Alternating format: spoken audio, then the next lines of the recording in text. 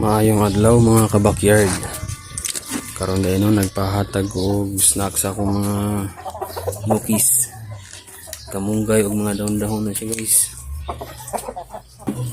Nahanti na sila anak para di sila magsigig to si kanay ba, malingaw sila kaon-kaon. Wapo kayo na siya guys. Snacks sa mga atong mga manok ba, palitas pikas. IG dumpo na to, usubo kayo mukhaon.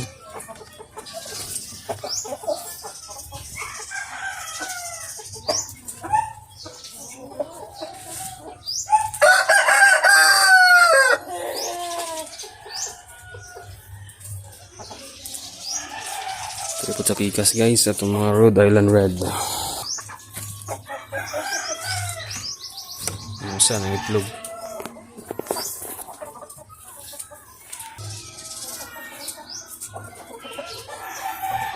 So, mura to guys.